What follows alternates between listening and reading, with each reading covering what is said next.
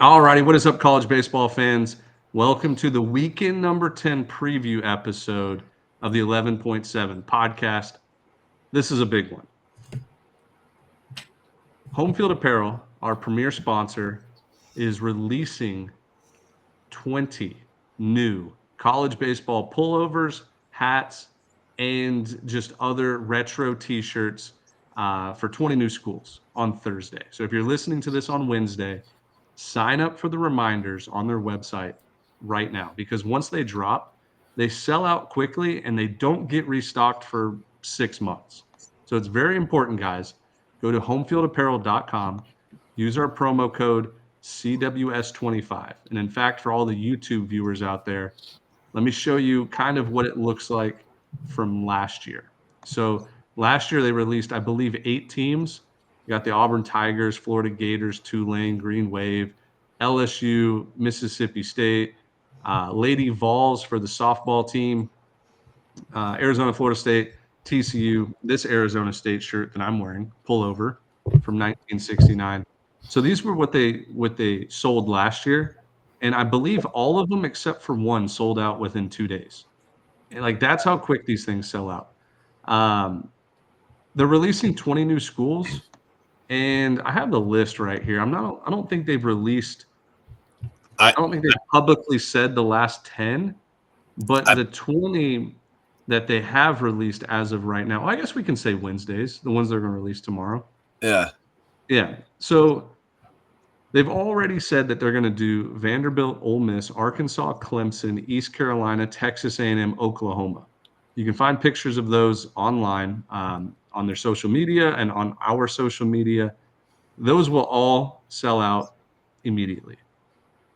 Today, they released a teaser for Kansas State, Kansas, West Virginia, Michigan State, Pitt, and Michigan. Very, very cool teams with the retro throwback jerseys there and hats. And then tomorrow, I mean, it's 10:30 p.m. on Tuesday. I think we can go ahead and say, Do it. yeah, let's do it. Virginia, Indiana, Purdue, Notre Dame, Penn State, and UConn will be that last teaser coming out on Wednesday. So if you're listening at midnight right now, good for you. You get like a 10-hour head start. So those 20 teams will be in store. The drop is Thursday at 10 a.m., correct? Eastern time, 10 Jack? a.m. 10 a.m. Thursday. And then the plan moving forward is Jack and myself are going to do a Club Bromaha live stream to help promote this home field apparel Thursday evening to late afternoon, and we'll run through all of the games. So if you remember Club Bromaha from last year, we got the live scoreboard up. We're rooting on teams. We're making sure that, um, hypothetically, teams that we're interested in are winning baseball games. But this year, we're actually going to add in some big time guests that I don't want to release right now because they could back out. But I'm talking easy 6 digits on YouTube, on Instagram for follower count, Twitter. Like these are not like Bobby Joe down the street. Like these are probably in the sports world B-list celebrities. I So don't know that I might maybe check, even A-list for I might sports. check you, dude. These are heavy freaking hitters. Like you pulled 2 names in 5 minutes, and you're like, oh, they're done. And I was like, wait, Yeah. Ben the Not just got their name, like their contacts in their phone. I was like, the fuck are you talking about? and they're not maybe what you're thinking. Oh, this guy is like baseball 100%. He does baseball content, or some of them do, but it might not be their only or biggest sport. Yeah, dude, Correct. these guys are. I mean, you went alpha as hell on this list, man. Like, Yeah. I think I did a disservice. These are not B-list celebrities. These are probably A-list. Like your mother Ben knows about asks who these for guys are. suggestions of who we should get on the show, and he just completely like goes above the suggestions. Like, Yeah. So we've he's gotten like, these guys are confirmation. too small. Gotten confirmation from it, and so the structure is going to be very similar to the other Club Bromahas, where for 20 to 30 minutes we'll have a guest on, and this is going to be a 5-6 hour stream, like easily, maybe even longer. So they'll come on for 20, 30 minutes, take listener questions from the live chat, and it'll be live on our YouTube. So like that's how we're going to help push this home field apparel to sell out day one. So do not miss out, and it's going to be a lot of fun. Promo code CWS for 15% off. Well, Ben, I think in the spirit of promo code, I think we should fill them in on kind of our plan for the evening as well. If you go buy this bundle pack on Thursday at 10 a.m. before our stream, if you go say, hey, I'm going to go buy a Michigan pullover, like you see here for our viewers on YouTube, not only are you getting the pullover, right? And I know it's a little bit of an extended price point. You're going home with a hat and a canvas backpack, like a sweet old school canvas duffel bag. And when I tell you that these pullovers that Ben is rocking right now, like they are pristine as shit, boys. Like these are as good as it gets. I'm not just saying that because they're a sponsor. Like they're really good. Now, when it comes to what we're going to do on this stream, we're going to bring on special guests. Maybe, and I don't know if you guys have seen the home field. Like they did like trading cards.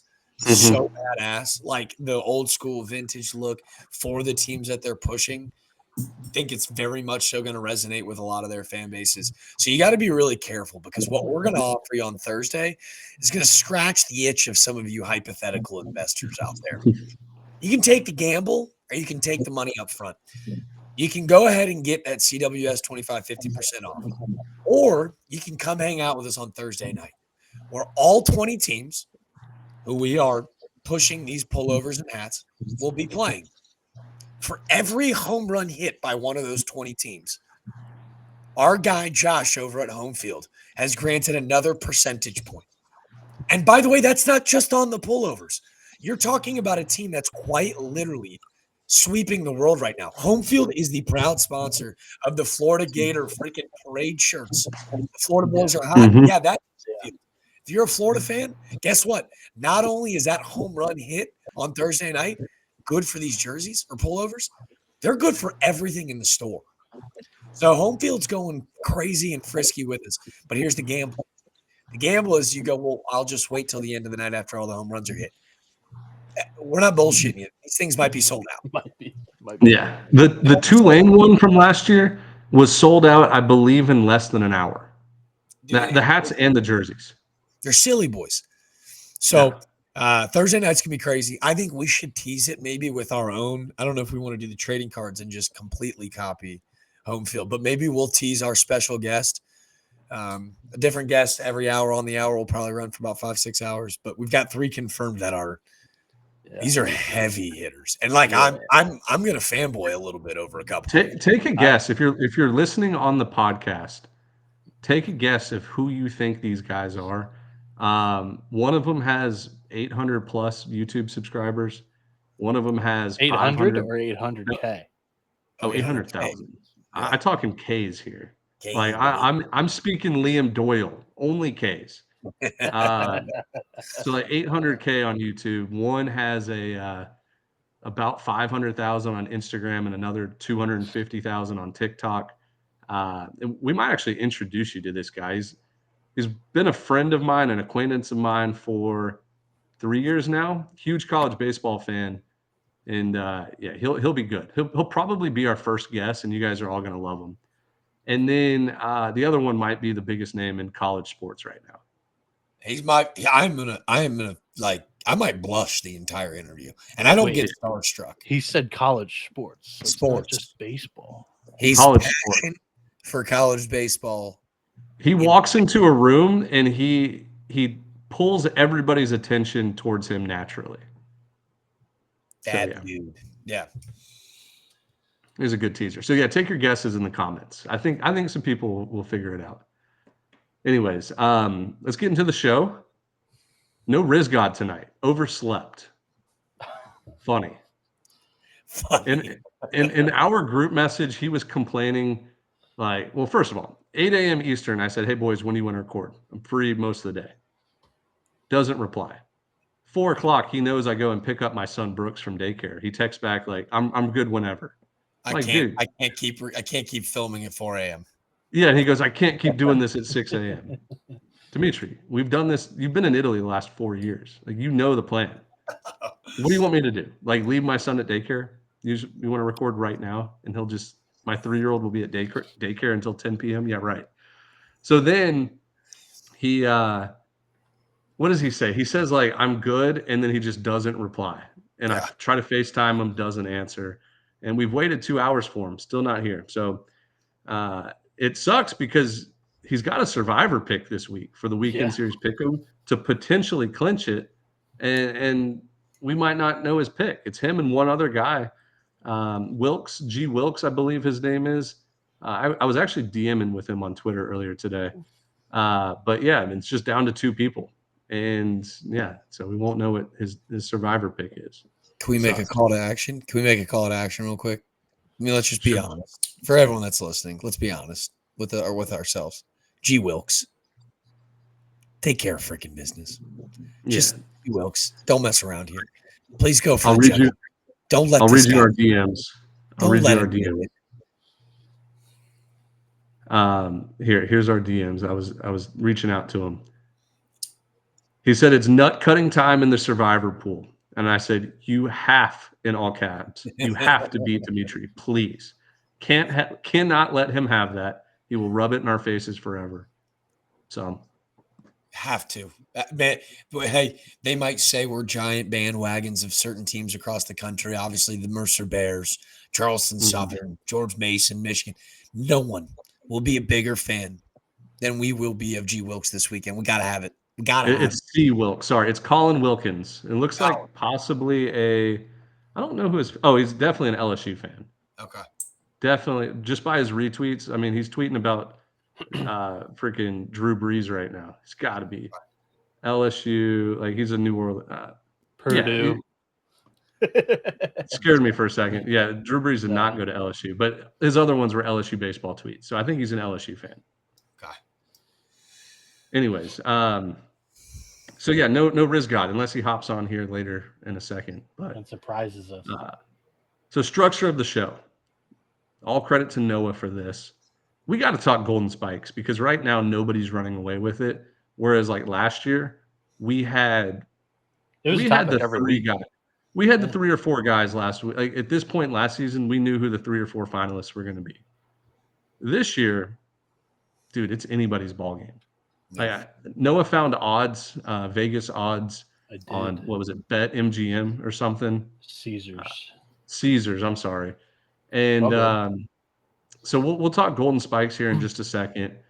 After that, we'll recap the midweek. We're currently recording Tuesday night because the weekend series actually for most teams start Thursday this week due to Easter on Sunday. So most of the series will go Thursday, Friday, Saturday. There's a few on Sunday, but we wanted to make sure we gave you guys plenty of time to listen before Thursday evening. We'll definitely do the weekend series preview as well. We got the 6 series pulled up. It's Florida A&M at Bethune-Cookman. It's Auburn at Texas. It is Charlotte at South Florida, UCLA at Oregon, Kansas at Kansas State, and Cal Poly, UC Santa Barbara. Those are tough, man. Those are tough series. So, yeah, we'll pick the winners of all those series. And then we'll also just kind of talk like we're at the point of the year, April 15th, where you get a good feel of what teams have a chance to host and which ones don't. And we have a pretty good feel about which leagues will be 1 bid leagues versus 2 bid leagues. Or 2+. So we'll dive into that a little bit too. Cool. Anything you guys want? I've been rambling on here for 14 minutes. What do you guys want to say? I got a care package from my kind friend Peter the Eater out in SoCal. I want to say a big thank you to Chase Call and the UC Irvine boys for our YouTube viewers. Rocking a absolutely beautiful Bill Belichick-esque hoodie. I don't have the biceps to fill it out like Chase Call, Anthony Martinez, and the boys out at UC Irvine, but very appreciative of those guys. They actually just had a 5-run 3rd inning as we're filming on a Tuesday night, so hypothetically pretty stoked about that. Need that. Wanted to say, go Eaters, go Irvine, boys. Big fan. And I think I say this for everybody on this podcast, everybody at 11.7. You see this body? It's a free advertisement billboard. If you send gear. You send gear. I'm an extra large top. My hat size is like 7 1/4. aka medium when I have the long hair. So yeah, just send it on over. I will sport you like no other. That's something we've always been open about at 11.7 is yes, you can buy your fandom. You can bribe your way. And I don't care if you're Central Connecticut State or anybody. As long as it's not Wofford or Sanford, I will never, ever. And as long as you that. don't go to last podcast and look at Dimitri's name for the last 20 minutes of the show where he said I cannot be bought. He's maybe a little bit different in this conversation. He's such a liar, dude. I know. He was wearing SEMO stuff. The moment a team or a coach shows him attention, he's all the way in. Dude, he was wearing SEMO stuff last year. Yeah, all the way. Yeah, I love SEMO. SEMO's great. Delaware's hooked it up, man, this year. Mm-hmm. Big fans. Yeah. You know what's funny as we jump into this thing, I was reminiscing when you kind of laid out the podcast so elegantly. I remember having a whole podcast where, Ben, you were the moderator, and we did a mock presidential debate at this stage of the game last year between Condon and Caglione, as Dimitri would pronounce it. Yeah. Cags and Condon last year, it was runaway, right? And it felt like it was a no-brainer with Condon being able to walk into that Golden Spikes spike for Athens, Georgia. But what Cags did was just so incredible. And it was almost like LeBron in the NBA, where it's like we almost took for granted the remarkable things he was doing on a night in, night out basis. This year, he didn't even get nominated at the end, though. He wasn't even in the final three. It was Boz and Hagen that got nuts finalists. Yeah. And it's, I mean, you get it, right? Like, could you go wrong with any of them? Like, Bazana's the number 1 overall pick. Hagen Smith is filthy. And then you left out Cags and Christian Moore going, well, what do you do? Yeah. This year. Dude, there's literally 8 guys from last year. If they were on this year's Golden Spikes, they would win it hands down. Dude, think about the guys that were left off. JJ Weatherholt, Nick Kurtz. Well, Weatherholt did miss like 3 weeks with an injury, so that's tough. Unfortunately, star power was nuts last year. Yeah, dude, everybody from last year's team or last year's college baseball like had a case. Those like first round picks all had a case to win. It was loaded at the top, and we don't have that this year. And not that that's an issue, but it should be talked about because who's going to emerge, right? Yeah. So that's a perfect segue, guys. Great job, Noah. Pull up those Caesars Sportsbook odds. You told us pre-show that Justin LeBron of Alabama is still leading the way. Odds-wise, Vegas. He's like plus 425. And I do not. The thing is, like, he had such a great pre-conference statistics that like he's earned the spot. But since conference play, he's like a 250 hitter, like not hitting for much power. Still has like 15 homers on the year and like have pretty good overall season numbers. I think those in-conference statistics like play a big factor. He's hitting 295 in the SEC.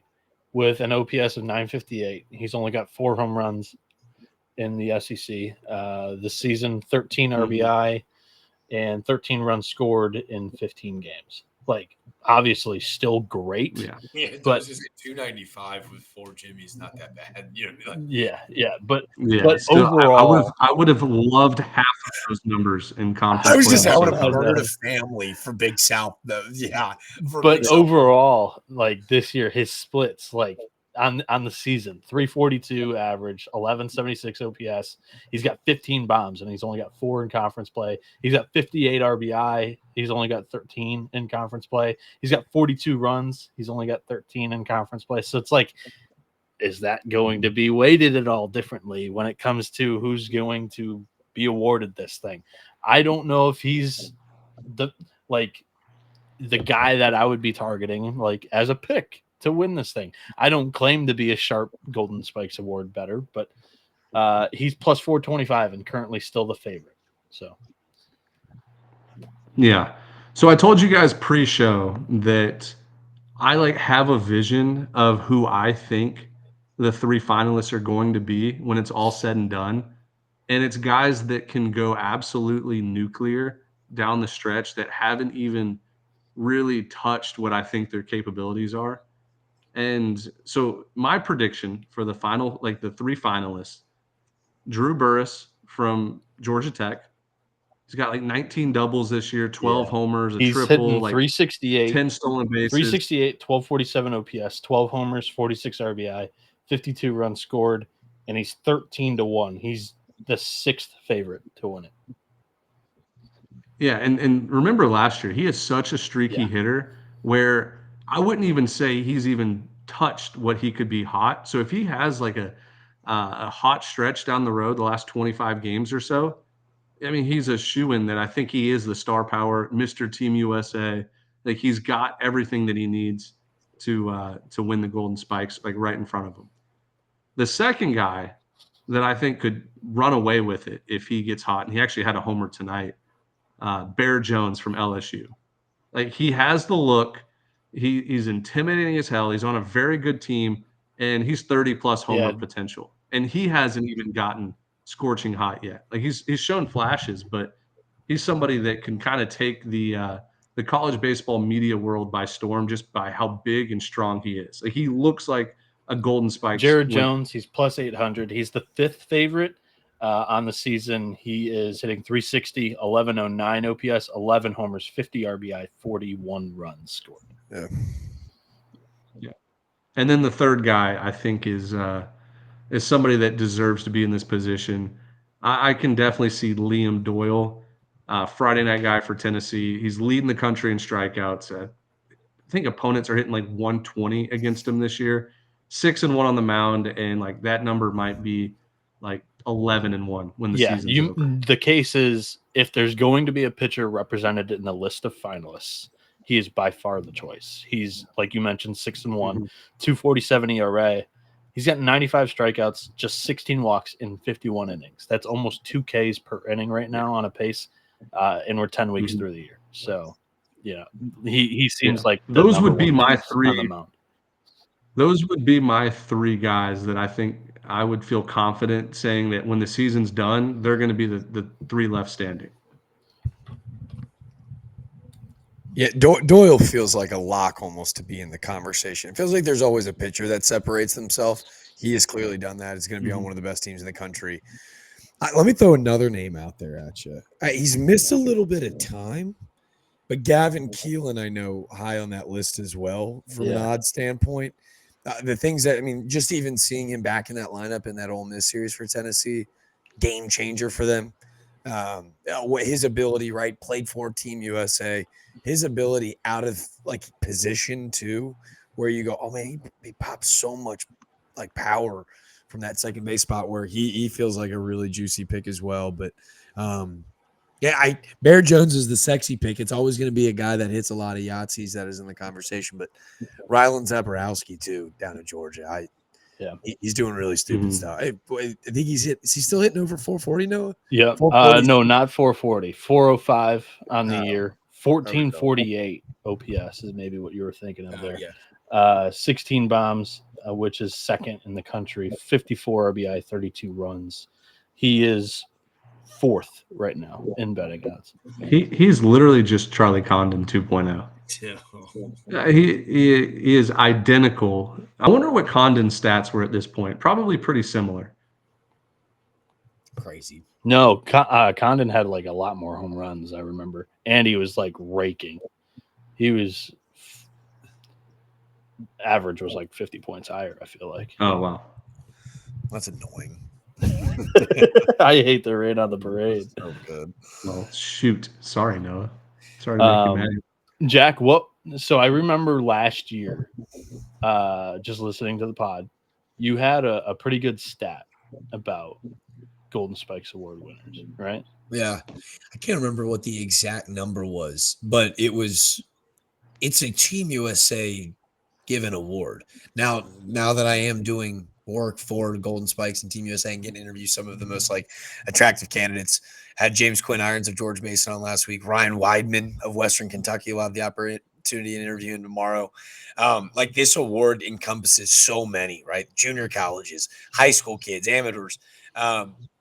But there is a Team USA factor involved where like they've seen these guys play since they were 13, 14, 15 years old. So that was kind of like not as much as a factoid, but kind of our insights into the award where you're like, well, like, they've seen these guys for a long time. So if you're looking at like collegiate national team guys like Ben's Drew Burris pick, fairly attractive. Justin LeBron, fairly attractive. Yeah. You look at even like, and this is where like Team USA does such a great job. Like a guy like Anthony Martinez out at UC Irvine made that team. Another Is there guy is there like a website or a web page that you can just see like who played for Team USA and whatnot? they've got a great it's almost like a yearbook. So like the collegiate catalog. national team does a great almost yearbook in a sense where you can go look at their previous years, because now they've split up into like they've got like the varsity and JV teams, where last year it was basically just sophomores and then freshmen. Rising juniors, rising sophomores type deal. But yeah. So just to start the show, I made a list of everybody that I would be like, this kind of makes sense. The only thing I don't know is whether or not they've donned the USA script across their chest. But I mean, typically around these winners, they're hitting for great, like elite average. They're also near the top of the country when it comes to home runs. But either one can be like a little bit off if they're excelling at the other. You know what I mean? There's 8 guys that I wrote down. 9 guys, sorry, that I wrote down.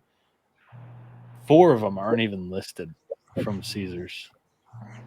Would you like to?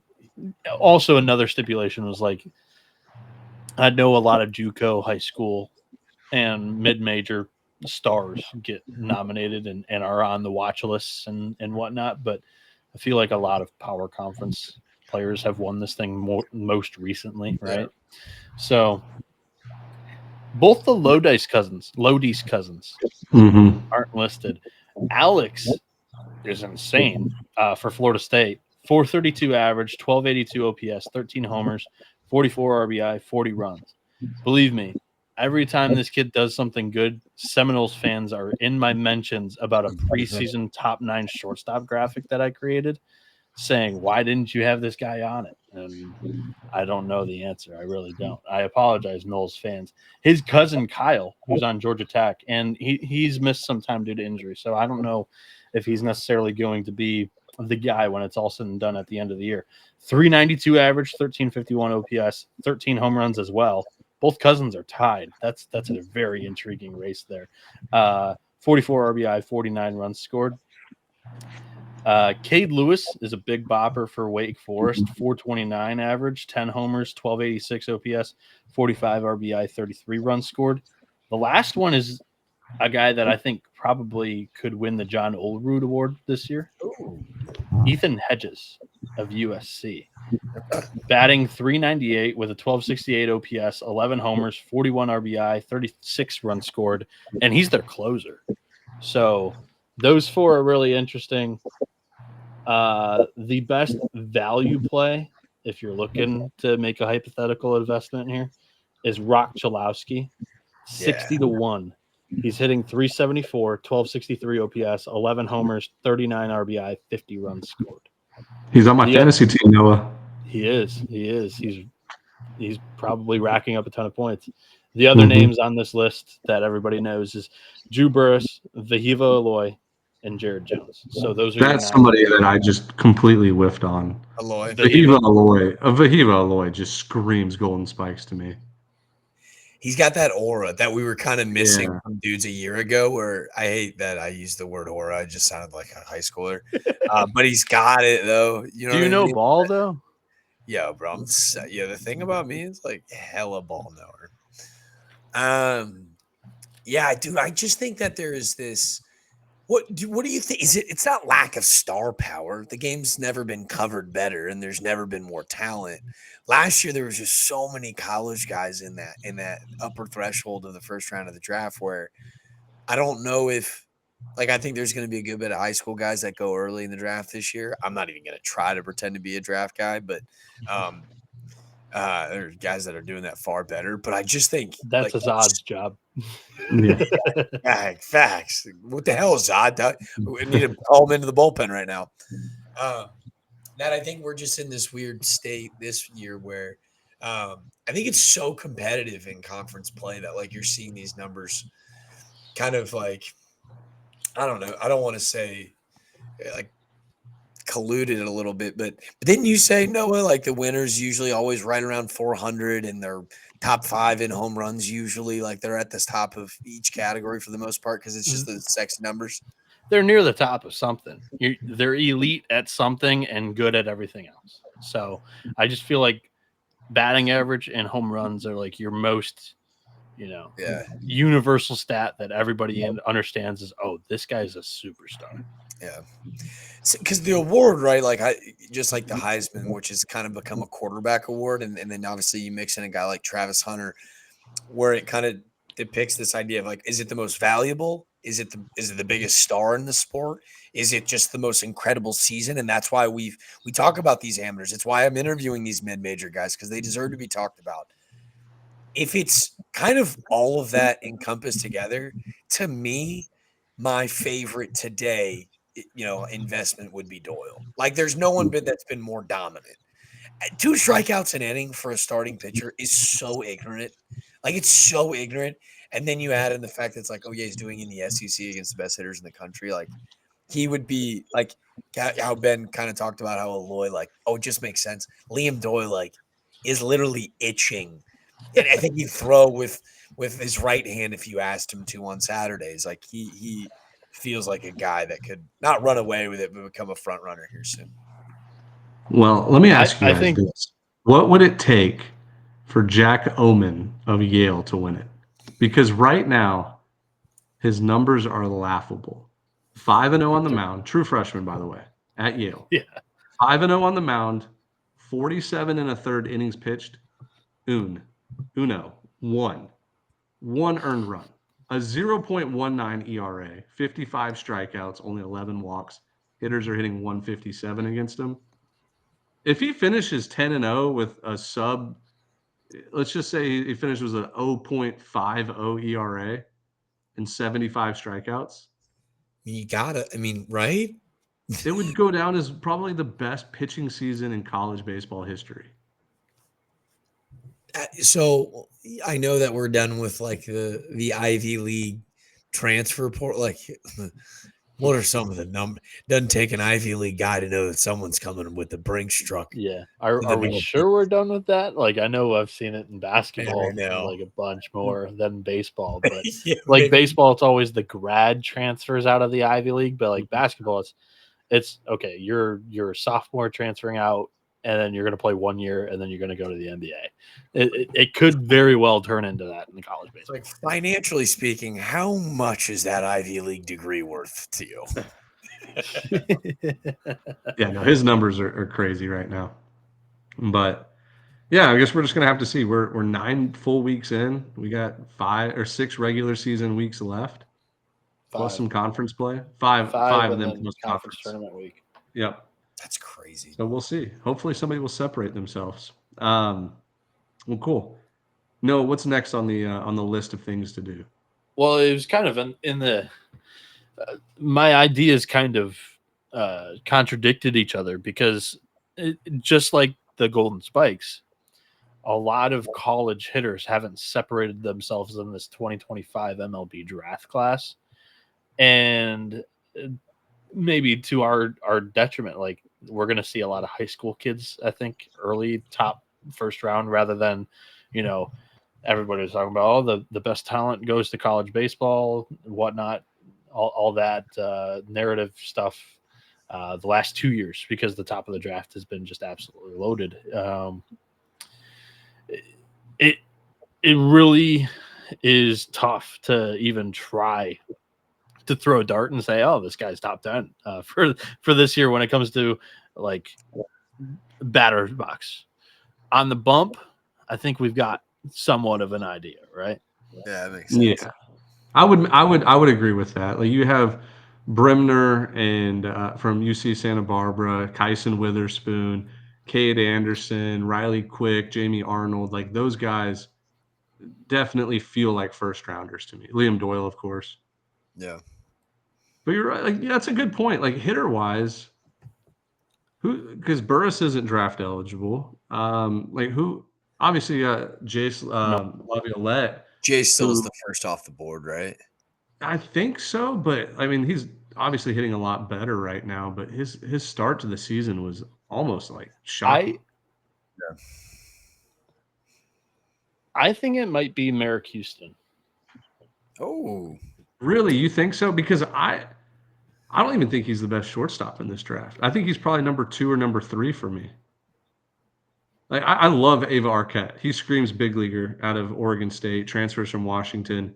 You look at him and it's like, man, this is almost Carlos Correa. He's huge. He's very smooth. I think his ceiling is very high. And then like Aloy is somebody else. We've already talked about him on the episode, but he's somebody that just jumps off the page to you, or at least to me. But explain Merrick Houston. What's because I could be sold on him. Tell me what's up. I think what Merrick Houston's got is everything but power. I think he's a 4-tool guy. And right now at Wake, he's hitting these line drives that are screaming over the wall at the couch. He's got 16 stolen bags on the year. He's hitting 343, and he's steadily improved each year at the plate, which is what, they saw in his projectability out of high school. It was a defense glove first shortstop who was elite, by the way.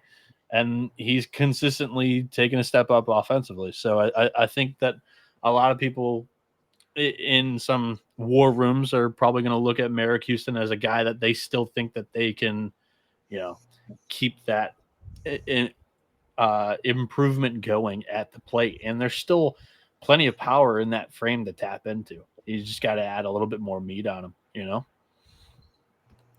Can I Yeah, offer? they always say that power comes last, right? Like that's the Yeah. last thing that they're looking as far as developing. So yeah, unless you're like Ben Upton, right? Like Ben Upton had the power from out of the womb. literally since I was just a wee little lad. Wee little lad, laddie. Yeah. Can I offer another name that has not had like a crazy superstar year that we became accustomed to over the last 2 seasons in the upstate of South Carolina, but I still believe has just as much star power as he always has? Cam Cannarella?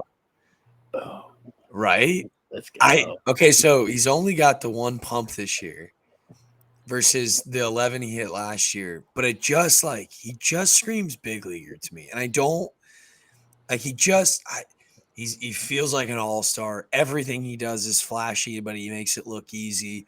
And to me, they still feel like the team that could go on a big run in Omaha. And I feel like he's a guy that if he goes nutso in the postseason, he's going to skyrocket not only like on draft boards, but like in the public eye where you're like, oh, I want that guy. I want that guy so bad. Like he feels like in the wave of like, let's get these guys from college to like the big soon so we can get fans attached to him. That would be the guy I'd hitch my wagon to. It just this season hasn't come as easy as maybe years in the past. And he's coming off the shoulder surgery. So maybe he gets a little bit better and he's back to full health by the end of the season. So, but he's like Laviolette where there's like, well, he was the foregone conclusion going into the year, but it just hasn't felt as smooth as usual. Yeah. I would still be willing to bet that Jace Laviolette would be the first position player drafted. He's already hitting much better right now. He's 6'6", 240, plays center field. Like that's hard to find. I'm cool. Like good. Thanks for picking the wrong sport, big fella. We appreciate you came and picked up a bat. All in. When it comes to on the bump, I guess, since we've all picked the guy that we would take first off the board or who we think would be taken first off the board when it comes to position players. And it may not be early because I don't know if somebody separated themselves. On the pitching side, like I do think that you're looking at Jamie Arnold, Liam Doyle is like helium in that draft stock. I didn't see him in first round a lot in the preseason. Now I think he's got to be, right? Kyson Witherspoon, Bremner. Like, who are you taking first in this year's draft off the bump. Well, you left out somebody that I think if you're looking for just a guaranteed major leaguer, I still believe in Cade Anderson 110%. Yeah, I like Now, that. I don't think he'll go. I don't think he'll be the first pick because of what the advanced metrics are saying about Jamie Arnold. His fastball and his off-speed pitches are just through the roof for the college level. He's He my will choice. be the first. I think he will be the first pitcher picked, barring any injuries. Knock on wood. Hopefully he doesn't. But I think if you're looking for a guy that's going to be guaranteed at least a number 3 in the rotation for 15 plus years, Cade Anderson has the best pitch ability, I like that. best pitch mix, and like he is dominating hitters 99 times out of 100. Yeah, he kind of feels like the Rhett Lauder to the Paul Skeens in that draft class. For like I Great comparison. Great comparison. when I said it, and I was like, after that College World Series, and I knew Paul Skeens was a unicorn, but I was like, I'd rather have Rhett Lauder. Like watching Rhett Lauder pitch is a true master. Like it's watching Picasso with the paintbrush. Obviously, Paul Skeens wins the Cy Young right away, but like I still see Rhett Lauder as a guy that's going to pitch in the big leagues for 12, 15 years because it's just so clean. And that's what your Cade Anderson comp is. So you get a guy like Anderson to go at like 8 or 9, and Jamie Arnold goes off the board early. Like I'm seeing Liam Doyle on some people draft boards at like 19 to 20. Dude, if Liam Doyle goes to a playoff ready big league team this year, you'll see him. You'll see him in the postseason this fall. Dude, he is striking out 2 guys in inning. Crochet. He's a closer in the big leagues. He could be a setup guy in October. Then the Astros find a way to sneak in. I need that guy to set it up before Josh Hader. Say less. I'm all in. Just for clippability, I'm taking Jamie Arnold off the mound, as my first pick in the MLB draft this year. Just go ahead. Somebody slap the Chris Sale MLB comp on him because he's got that wicked arm angle from the left-handed arm slot. But it's just as low. It's funky. It's like your Hagen Smith of this year in the MLB draft. It's a fastball that's in the mid-90s, and it's a wicked slider. Like lefties are rare. It's tough to come by these really good lefties. I think you got to go and grab them when they're available to you. Yeah, especially I think don't the Nationals have the number 1 overall pick this year? Yes, but I think so. The Nationals, just from writing, just one mock draft article a year, they went out and got the Orioles somebody who's helping out with drafting, and the Orioles took Jackson Holiday. So my big brain thing has been like, he took Jackson. Why don't you just take the younger brother who's 4 inches taller with more power? Go get Ethan. But they're in a weird spot where like the Nationals are playing really good baseball now. So a guy like Jamie Arnold, they could use him as an impact, like an instant impact arm in their rotation. You could obviously go young, and a high school kid is like always super sexy, but like this is a draft where an Ava Arquette there. Now, granted, they already have a shortstop at the big league level, but like you never draft for like need. You draft for who you think can make the biggest impact, right? Especially in the world of baseball. Or your organizational strengths. Like who do you trust you can be able to develop to get to their ceiling? And then if you have room, boom, they're on your MLB roster. If you don't, now you can trade from a surplus and go add at the deadline, Yeah. I will say, looking at it like very briefly, and again, not my repertoire, but like this year in particular, if I were a team that felt really good about my roster, but I wanted to get a generational catcher, I think this is the draft where there's a bunch of dudes where you go, ooh, I feel good. Luke Stevenson pops for me. So let's I think he's leading the country in walks this year. Yep. That's a huge sign for draft. Like draft day, you trust that he can manage the strike zone. Like that's all you need. So would you rather if I gave you Stevenson or Irish? Because I've slept all over Auburn, but he's been so good, dude. Like flip a coin. Who do you want? Dude, I would say Stevenson. Isn't Stevenson like a lot younger? Yeah, he's a draft year eligible sophomore, right? Yes. Yep. How old is Ike Irish? Let me look this up real fast. Yeah, I don't know off the top of my head.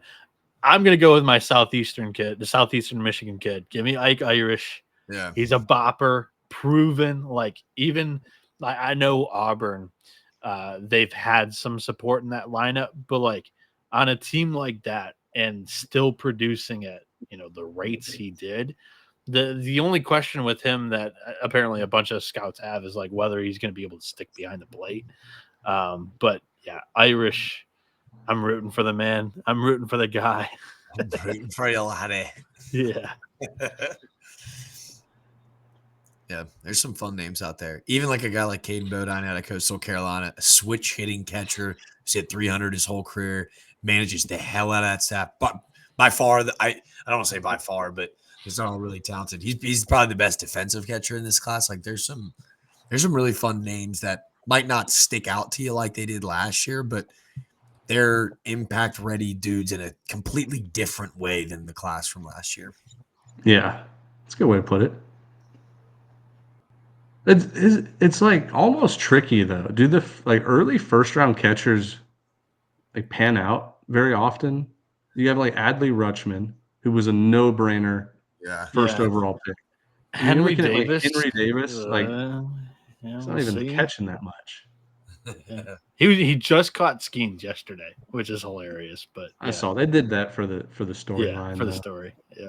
Yeah. I don't know. Something about like these first round catchers just never really pan out. Like Jason Castro. Who was What? the one out of Arizona 2 name. years ago? Oh, He had a brother too. It was a last name in college baseball for like 5 years, 6 years. Why am I blanking? me too. I cannot think of his name right now. No, neither can I. The only name coming to my head is Chase Davis, but he was the outfielder. Kyle Teal, he's doing well. Kyle Teal. Teal is well. He hasn't even made it to the big leagues yet. But he is raking in the minors. So It's still such a big jump. I know.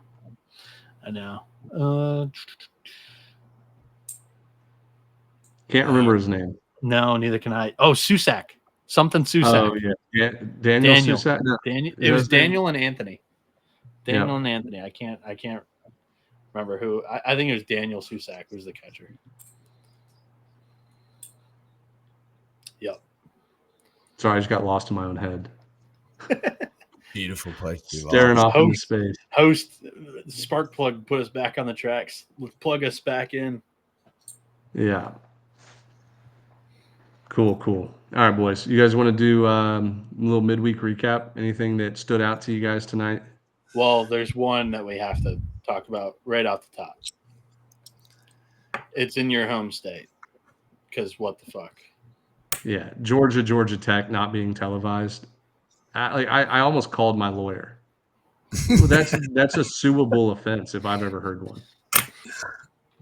How does that game not be put on SEC, ACC, or ESPN? Crazy. Insane. This is a top 15 matchup at the Brave Stadium. There's cameras everywhere. Turn them on. You don't even have to have somebody man the camera. Just turn them on. Which, by the way, is possible. You don't have to have anyone man a camera. It is possible to do. Done multiple. Yeah. Dude, the Astros Foundation Classic has done it the last 3 years. Just stream it on your Twitter account, please. Yeah. Please. Dude, they pick up so many. They pick up so many subscribers on YouTube because they stream it to YouTube. Like just every year, that one weekend, they gain like 15K subs because college baseball is a growing freaking sport. Put it on. Absolutely insane that game wasn't televised. But Georgia ended up winning the game. Isn't it weird that they don't play the weekend series anymore, Georgia and Georgia Tech? I think they stopped it last year after Georgia Tech was pretty pissed that the game got rained out when they were winning. Do you guys remember that? I thought it was a one-off because Foley was doing their renovations. I don't remember. Because I know Georgia juggled their first 2 weekends because they were supposed to host somebody and then they went to UNC Wilmington and did like Wilmington was going to play Quinnipiac, but it was like, oh, Georgia needs a series. Let's do 2-2. So they did like a 2-2 round robin or whatever. I trust you. That sounds cool to me. I trust you. Woo, woo. When you mentioned in my home state, I thought you were talking about how Mercer goes to Statesboro today, a place they never win at, and beat Georgia Southern. Huge win for the Mercer Bears. Go Bears. That's definitely what I was. You read my mind. Yeah, well, you must have read mine too, because George Mason takes down perennial powerhouse James Madison. Battle of the Founding Fathers. George Mason. I'm just telling you, if you want another draft name, James Quinn Ayers. I heard him last week on the back of the bus at GMU. I know that I'm a homer. I know that I put on the George Mason helmet quite literally every other podcast.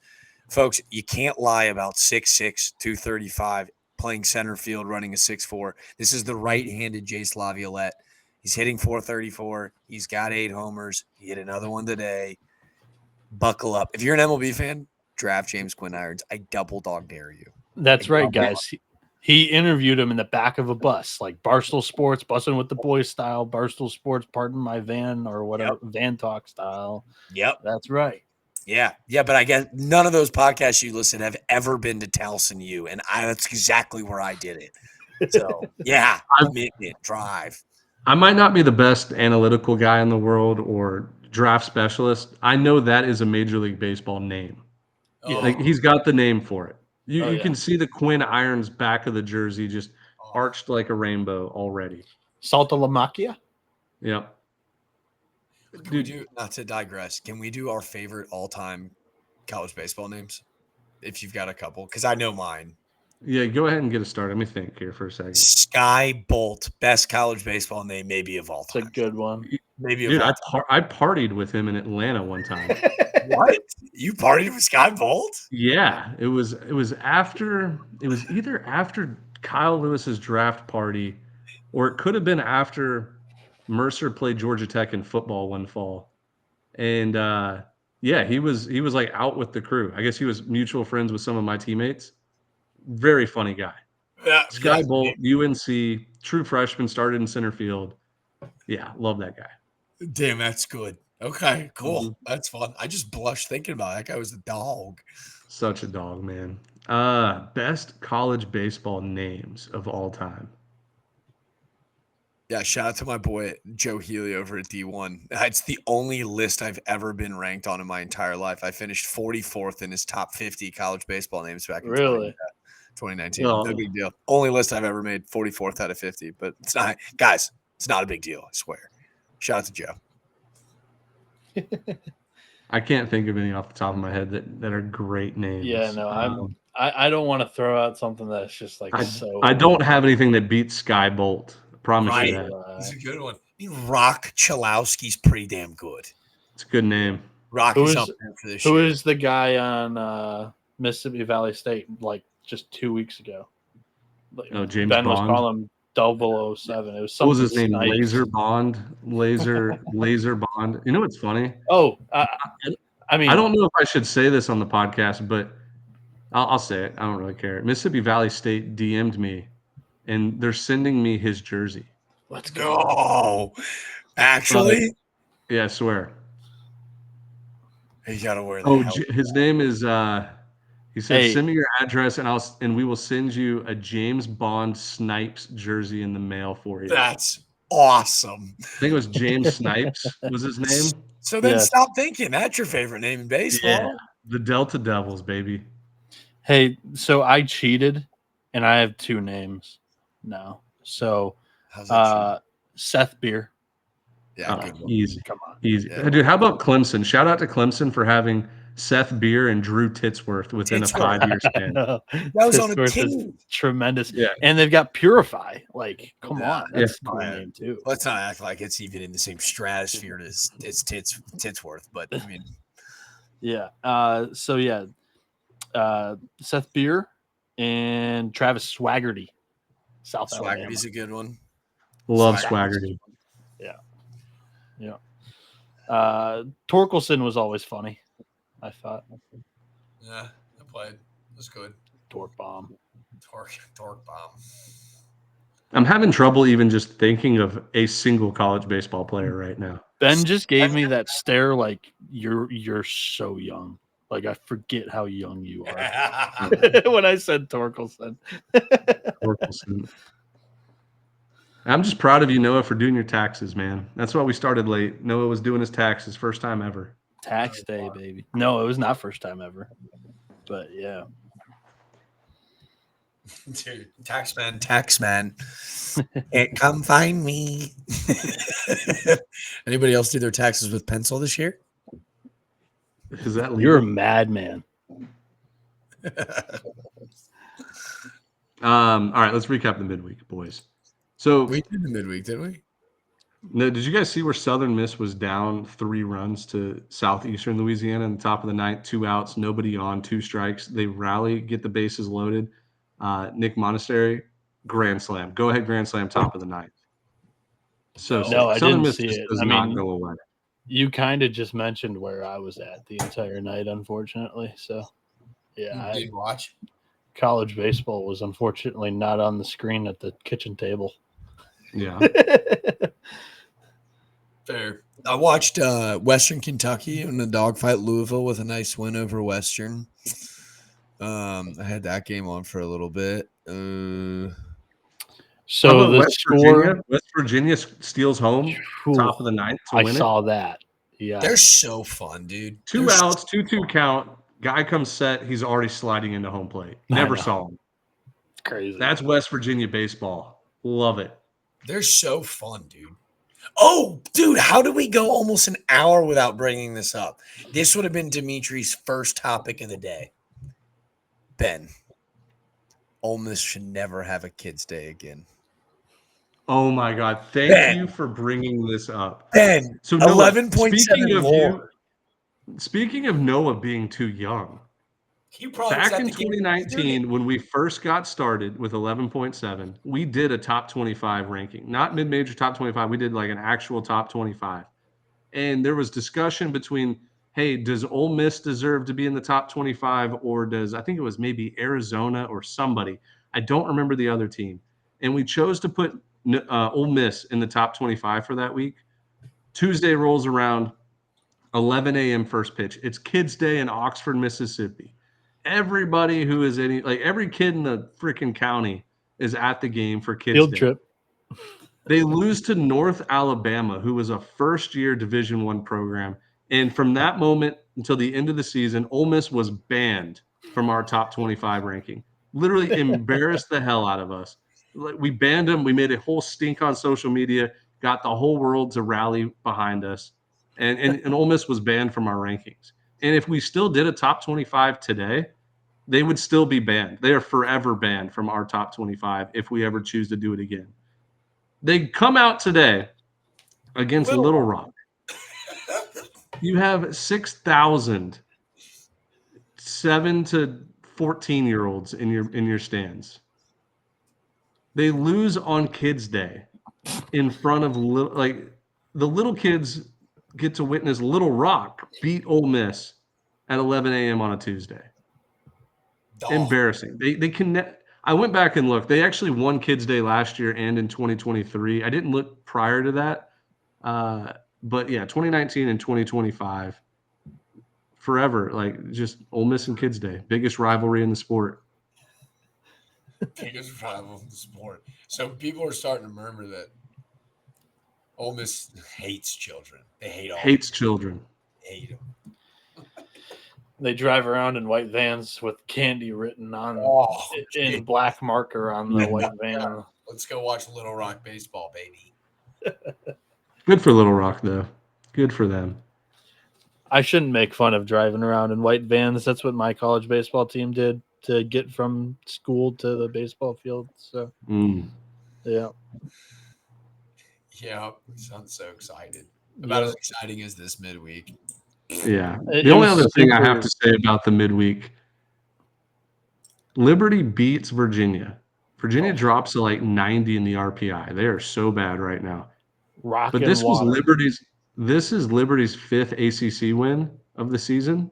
They've beaten NC State. They've beaten Wake Forest. They've beaten Duke. They beat Virginia twice. That's more ACC wins than Notre Dame has, and they've played 20 games. Notre Dame just getting a total ricochet shot there. Sorry, Notre Dame. Sorry. Win more games. It is still an impressive stat, but oh my, did Ben just go? Yeah. Quick rocks. Sorry, Mike Rooney. Dude, Not I'll tell my you fault. another ugly one. My preseason Omaha pick, the UConn Huskies with 3 touchdowns today against Boston College, and what was probably the ugliest game in the history of the midweek this year. I had 21-9 over BC. UConn wins today. Oh, I have a better one for you. Yeah, Not to one up you. Speaking of Huskies, it's Yeah, Northeastern. Northern Same Illinois. Northern ahead. Illinois beat Northwestern today 27-11. Northeastern or Northwestern? Northern Northwestern. Illinois beat Northern Northwestern. Illinois Huskies So that's beat Northwestern. there was a Husky sweep today then, because Northeastern beat Kansas State today. They did. Weirdest midweek of the year. I think they play again tomorrow too. Yeah, Pete Hughes is from the area, so Wait, so Kansas State went out of their way to go play a really second tough year in a row against Northeastern just before their biggest rivalry weekend of the year. Yeah, so yeah, they're flying back to Kansas the next day. It's weird. Yeah, wild. Pete Hughes is I think he's from the area or has ties to Northeastern, and yeah, that's the second year in a row they've done a road trip like this up there. It is pretty unorthodox or not normal to do a road trip prior to your biggest rivalry series of the year. But game guy. Dude, we could shout out the hypothetical another upset. UC Irvine looks like they're donezo. LMU is a 7-5 lead heading to the top of the 7th. Oh, you're fine. I like UC Irvine's offense is fine. I commend the reverse jinx attempt here. I have no idea what you're talking about, even though they had a 5-run third just to give up a 2-run homer in the next half inning. Got to win the zero battle, folks. You just have to win it. Mm-hmm. God, I've heard that line 100 times in my life. Hey, don't worry, because the tying run always gets to the plate in the 9th in college baseball. I heard that one all the time too. Yeah, when I guess if you guys already took those 2 lines, when I grew up playing hockey, it was always a 2-goal lead is the worst lead to have in hockey. Oh, you'd hate it. You hate it. No, dude, I'll tell you a line in baseball I freaking despise. Home runs are rally killers. Dude, go away. It's a guaranteed run. Just take it. Rally killer. I'm with them. Well, I believe it. Rally you killer. know where home runs are rally killers, Ben? Where? When you're playing in the D League of beer league softball, and A, B, and C home runs count, but D League you're not supposed to be there if you can hit a home run, so it's out. That's your fault for playing D League softball. Correct.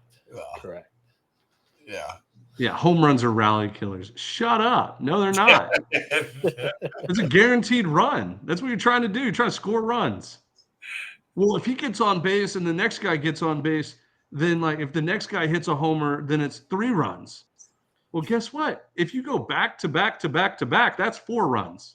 That's what everybody wants to do, right? Score runs? Yeah. Yeah. Rally killer. Rally killer. You know what feels good? Hitting a home run, whether you're up by 8 or down by 17. It feels good. There's nothing better than the sweet sensation of finding the barrel. Oh, you don't even feel the ball. Nah. That's why I put a torpedo bat in my hands, and I'm hitting tanks. All right, so we've talked about this before. No, if you went and took batting practice tomorrow, how many are you hitting out with a torpedo bat? It doesn't matter. It doesn't matter. Cero. Your boy hit 0 home runs in his entire baseball career. I was a couple this week. I was a great gap to gap line drive, hard hit guy. Yeah. Batted heart of the order my entire career. 0 dingers. Dude, that's why you're single, dude. That's why you're single. Yeah, I mean, the chicks dig the long ball, and I just decided to play really good defense and hit double. Yeah. The long ball. That's not true, dude. Chicks totally dig backside singles. Yeah. That's what Natalie tells me all the time. Ben, I think we talked about this before. Ben, we're getting close. We just need one shark on Shark Tank to invest.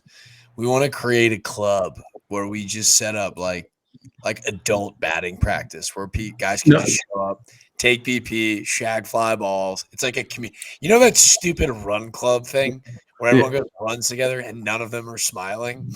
Let's just go do and shag fly balls and hit BP, and we'll have a blast. You just opened up a can, Jack, because I've actually done extended research on this, and I've actually built even the step higher. Like we're going a step higher than this. So yes, it would be nice instead of like going to the gym after work, if I could just pull up to a field and there's 30 dudes out there hitting BP, shagging fly balls, like just goofing around batting practice style. It is my favorite feeling in the world is just being on the field during BP.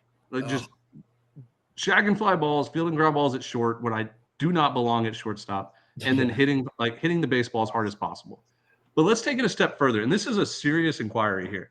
For anybody that wants to invest in this idea, You've said this before. it will work. I've talked to coaches and assistant coaches. They said, yes, we're going to start trying to do this. Summer camp for adults. Adult Baseball summer camp for adults. You go, listen to this. You and your buddies, Mercer University is hosting adult baseball summer camp. It's a 3-day event. You stay in the dorms. You have to be 30 years old or older to go. And it's a 3-day camp. You guys just do baseball drills, and on the final day you scrimmage. But you stay in the dorms. You eat as a team. You play baseball all day. Tell me that wouldn't work. I would spend $1,000 for a 3-day camp, run by the coaches. Like the coaches get to run the camp like we're prospects in middle school. If you want to invest, DM me right now. Dude, I remember an adult baseball camp. It was a good idea. I like it. Yeah. I like college baseball fantasy camp. That's what it is. You just described my high school baseball camp that we would host for all the kids in town. For the kids, right? But let's make it for 3-day camp. We're gonna do a bunch of fundamentals. Day 1, we're gonna have some fun. Your guys are gonna do the fundamentals. Day 2, we're actually gonna do some soft toss. We'll hit you some grounders. Get all that out of my mouth. We'll be getting the reps. Day 3, scrimmages. We're doing a tournament, guys. You guys are playing each other on that field. You guys are playing each other on that field, and the winner gets to play on the varsity field where all the grown, like the big kids play. Yeah. All of that sounded. I'm cool with Sunday. You make me do first and thirds and relays and bunt D. I'm gonna sliding practice. By the way, Ben, that was a talking topic on this. Slip and slides practice. I'm good for that. Yeah. I just want to show up, take BP, kick my shoes for 3 days with your boys. Yeah. How about this? If I ever how about a little bachelor? That'll be my bachelor party. My bachelor party will actually just be the trial room for Ben's dream baseball fantasy land. Done. I'll set it up. Sick. Okay, cool. I'm down. Where are we gonna go? Where do you guys want to think about how much money like a team in the SEC would make? Yeah, where do you want to go? Oh my God, those fans are nuts. They would make $1 million. It's got to be in the Pacific League where the ball just absolutely flies in the minor league ballparks. Yeah. That's where we're gonna go. Oh, Dimitri just texted us. I just woke up, definitely fell asleep, was so tired. I'm going to tell him, hop on and now. We need your survivor pick. We are perfect recording. Time. I called that at the beginning of the show. That he's going to wake up. Yeah. He wouldn't have liked this talk though. He would have. No. We get to do fun things when Daddy's not here. Yeah. and the ideas that I threw out there, they're going to be good for shorts because we're upping this YouTube game. So yeah, we need somebody young get over here. Use that are listening on the podcast platforms. We very much appreciate you. Just come over, donate a subscribe button, and then continue listening on the podcast. That's all we ask. Love it. Yeah, man, you got me fired up about this college baseball fantasy camp. Where would you go, Ben? Where would your dream place be? Frisco with the water, the lazy Guys, river. like I'm talking like bachelor party, like I'm talking we would go like hypothetically speaking. We roll into Baton Rouge on Friday and Jay Johnson's there hanging out and we're eating some chicken bog together down in the bayou. And then we had dinner, have a couple beers, hanging out, watching watching the ESPYs at that time of the summer or something stupid. And The then, ESPYs are included on the one pager marketing ad. Get to watch the ESPYs with Jay Johnson. it's my dream bachelor party. And then we go and we just take a light BP Friday night because we've been boozing a little bit. So just a light round, probably work on the backside swing. Light round means the ball is on a tee. The boys are running poles. And if you get hit, you're done. It's dodgeball. Oh, base hit LMU. This is terrible. All right, back to my dreamland as this is death behind us. So yeah, you got that. And Saturday you wake up, sweat it out with the fellas. You hit the LSU sauna because I'm sure they got one of those, and then it's just full on shag day. Mm-hmm. That's what I want. Yeah, machine on the mound. So it'll be like simulated game, but there's a machine on the mound, no pitchers, no catchers. You set up a net, and it's like a celebrity softball game, like during the All-Star game. But this is real baseball. Yeah, so I'm thinking this is not a good idea. We're sleeping in the facility too. Like I want to make that clear. In the cage. 1,000%. Okay, cool. Like this is not a good idea. This is not a bad idea. This is $1 million idea. I'm telling you. If there's any school out there that wants to do this, let me know. What do we want to split? Like let's pitch it to.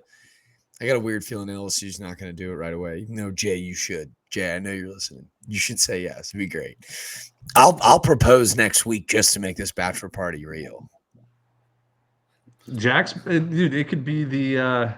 Be great. Well, first of all, congrats on getting married, I guess. I know. I'll propose next week for the brand. I'm doing it next week. All right, there we go. That's big steps. Shout out because I know that an hour and 12 in, I know Natalie's not listening, so we're good. Yeah. Like Jack's bachelor party is just going to be college baseball fantasy camp. Well, it'll be the demo, the test run. Once it's successful, we can just take investor money and make it a real thing. I'll tell you who's crazy enough to do it right away. Like who? Roland Fanning immediately. Roland Fanning immediately. I've already done this actually with them, so I've actually already done it. So yeah, I'm in. They're in. I'll find my way to Clarksville to make it happen. Don't find your way to Clarksville. Beat me there. Don't meet me there. Beat me there. Stashville is fantastic. Which can we talk about Stashville a little bit? Cam Nickens, for those that are still looking for some baseball talk, an hour 15 in. Cam Nickens, D1 Baseball Player of the Week, 11 for 14, leading the country in hits. Houston transfer. John Bay, second in the country in home runs. Tell Dimitri to get those hands ready for some Mountain Dews whenever he jumps on because he's in big trouble. You didn't even mention who is the. No, I didn't. Who? Are you going to say they lost last weekend? No. I was going to give you credit. Lyndon Glidewell. Pitcher of the week. Yeah, so good. Little no-no, little 20-0 no-no. Yeah. I had to go find his name real quick because I'm Team Stetson. Sorry, Roland. Yeah. I know. I like you. You have me out. I'll be Team AP over. He has no Dimitri's still. Dimitri's still on their clipboards and shit. I believe it. I'm Team Austin P. With you, Jack. Picked him to win the conference. That's got to happen. We can't let Dimitri get Stetson. Last year I was all in on the Govs. This year I switched to the green side. What a mistake that was. All right, so Roland Fanning's for sure in. Where else can we do baseball camp? I honestly think anywhere. Once word spreads, this is going to be an everyday thing, every year thing. I love it. Are we supposed to do a? It would be a weird bachelor party, but doing like a BYU, hear us out. I've said for years it is malpractice for them not to have a hot tub somewhere in the outfield. I'll buy it And 11.7 buys the hot tub, and it's the And then- 11.7 hot tub. you put it. All we want is our logo out there, and then we'll come do our first ever baseball fantasy camp out at BYU Stadium. It'll be great. The logo can be in the hot tub, like just the floor of it. Oh, of course. Mhm. Yeah. Well, no, Yep. I want it on the outside too, for sure. Yeah. I want it up against the wall in the outfield. It'd be sick. Okay. Yeah. So is that the destination for the 11.7 Classic or the 11.7? Baseball camp? No, the preseason, the pre-conference season tournament. Well, after we make these colleges $1 million, we'll be able to do whatever tournaments we want. Yeah. Yeah. Are we supposed to do a weekend pick'em? No, I forgot. I guess. Dimitri just sent his survivor pick to me. Oh, he's not jumping, no. Yeah, he sent us his survivor pick, and I just asked for his other picks there. Yeah, let's get Okay. into it. Noah, introduce us to the pick'em. Yeah, let's do a pick'em. Okay. That's not so exciting, guys. I'll pull up the screen, that way I can share it. But I'll introduce the first series and give out my pick. Florida A&M and Bethune-Cookman, two of the better teams right now in the SWAC. One issue: Bethune-Cookman's one of the best offenses in the country, and Florida A&M can't pitch. Give me the Wildcats. I'm sharing my screen right now. Give me 1 second. You beat me to it. Bang. There we go. Boom, bang. All right. So, like you said, like these are, in my opinion, the two best teams in the SWAC, and I do think that Bethune-Cookman has not only the best pitching, like the best individual pitcher in this series. They also just have a bunch of guys on the mound with good stuff. I'm close with the coach. Johnny's the man. I actually got to tour the facilities down at Jackie Robinson Field. Shout out Jackie Robinson Day today, Tuesday, in the Major League Baseball. They have a Jackie Robinson museum. I think it's called a museum there at the stadium, and they're getting tons and tons of upgrades around the stadium, like new locker room, clubhouse for the players, new umpire rooms, and things like that. They're doing something like $40 million or $25 million in facility renovations. So Bethune-Cookman's all the way in on baseball. I do have a soft spot for Florida A&M. That was a team I loved playing against when I was at Mercer. Just great guys. Coach Shoup, the head coach there, former Florida State pitching coach back in like early 2000s. He's been the head coach there at Florida A&M now for almost a couple decades, I believe. Does a great job recruiting right there in Tallahassee. And the players are always just well respected, very, very cool guys to talk to on and off the field. At least the guys back when I was playing. I loved playing them because we used to hang out after games. But when it's all said and done, I'm going to take Bethune-Cookman here. I think the games will be close, and I think they'll be relatively low scoring. But Bethune's at home. Give me Bethune. Yeah, give me Bethune. Andre Martinez. He was the D1 baseball mid-major player of the week back on April 6th. He had 4 homers in 1 weekend. He's got 12 on the season. Give me BC baseball. Sorry, Rattlers, but we did just confirm you a win because I bet Dimitri's going to take him too. So we just Not only does Dimitri take Bethune-Cookman, that is his survivor pick. That would have been my survivor. So Colin Wilkes, if you want to just have a nice 50-50 battle, take Florida A&M. Winner wins the survivor pool. I don't recommend it. Yeah, don't. I don't recommend it. Man, if we really push the hell out of Bethune-Cookman and Florida A&M, let's go ahead and play around with something here really quick. Hypothetically speaking, if your company rhymes with a smash schmings and you were listening to the podcast last week and you've got an hour and 20 in and you figured you'd fancy yourselves into posting the Charleston Southern and Mercer lines, well, color us thankful, man. What an honor to have our alumni on your book. If we see BC and Florida A&M up there this weekend, it's a subtle nod of the tip of the cap. Mm-hmm. Not so subtle. I'm trying to get them to give us a damn call. So, yes.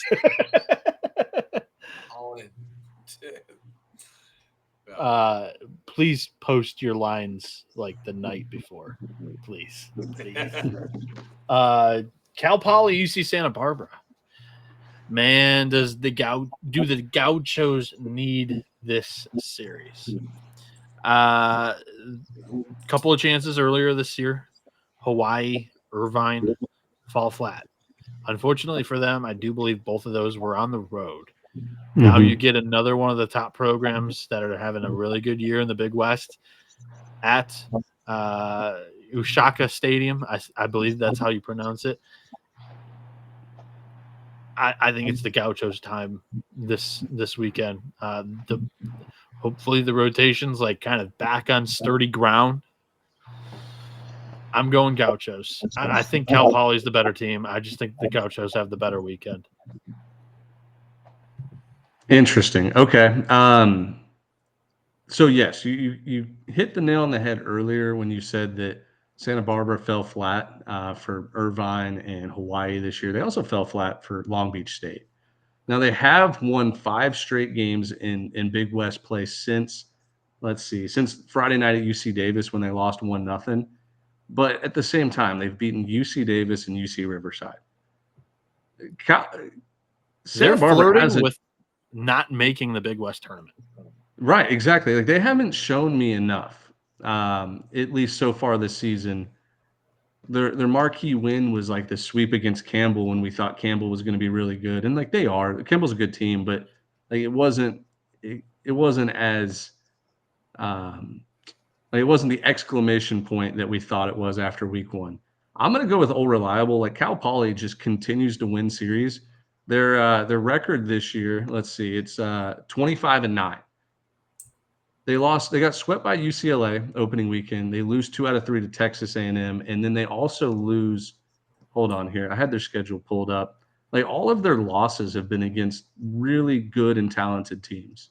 5 of their losses were to A&M and UCLA, and then they lost 2 to Oregon State.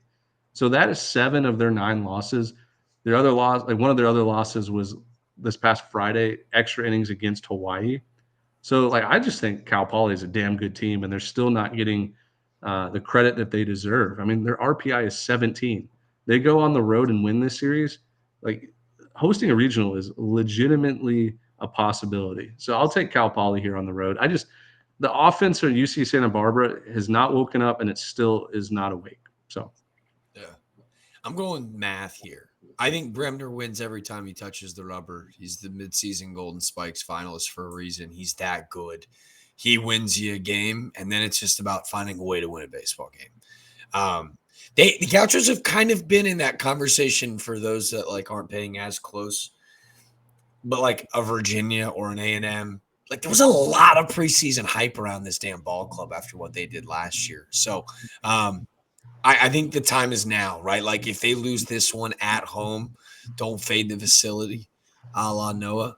I'll take the Gauchos. They just got to find a way to win a game when Tyler Bremner's not on the mound.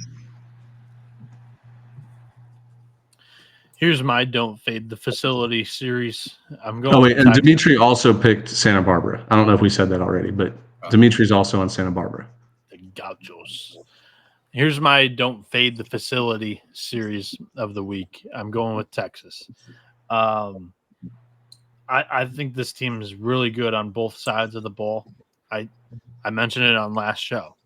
I do wonder whether or not Auburn has the pitching to be able to win, big time road series. And if they do on this weekend, I totally changed my thought on what this Auburn team is, what they could do. But at the Dish, I'm going to take the Longhorns. This weekend I didn't come nearly as prepped for the weekend series. As I mentioned, early weekend doing their picks, but also just distracted today. But I'm going Texas over Auburn. If you guys listened to Sunday's episode, I fought hard for this series not to be on there. This is and get ready to clip this Auburn admin team. It's nothing to do with you guys, but like, what are we doing here? Why is this on the pick'em? This would be everybody's survivor pick. Texas at home, number 1 team in the country, and Auburn is 4-5 on the road this year. Like they're just not a good team on the road. I don't know why this is on the pick'em. Texas, I think, sweeps the series, and it's crazy to me that we ended up on this series instead of a few other that we had written down. It's Dimitri's fault. I thought the reason why I thought Dimitri fought so hard for this series was because he's still in the Survivor, and he's like, I He need was an going to easy take Survivor. Texas as a And he was survivor. going to take Texas. He didn't take Texas, so I was wrong. But still, like, what are we doing here? If anybody picks Auburn, you're looking for attention. Dude, you made me want to pick Auburn so badly right now. Like you are making me. Yo, dude, I mean, they're coming off a massive weekend, and this is the ultimate trap weekend for Texas. How so? It's the weight of the number 1 ranking on their shoulder. Number 1 ranking. You're the first time number 1 ranking in forever. And you've got A&M coming to town next weekend where everyone in the world's got that one highlighted for months. Are you heading down there? I am heading down there next week. Attaboy. I'm excited. It'll be cool. I want to take Auburn so bad now. I don't think they win, but I'll take Texas. But Noah, please, for the love of God, clip that and just feed War Damn Eagle. It's their SID. I almost want to guarantee this. I don't think I will. But I almost want to guarantee it. I would not. I think this Auburn series just is great. swept. Auburn has all the momentum coming in here, like Jack mentioned with the situational spot. Texas could 100% fall in this series. Whoever wins this series, I exit the weekend am more impressed than what Georgia did to Arkansas this past weekend. I'm serious, dead ass. We'll see. You're poo-pooing on War Damn. Charlotte and South Florida. Really interesting series here because, as we keep mentioning, South Florida and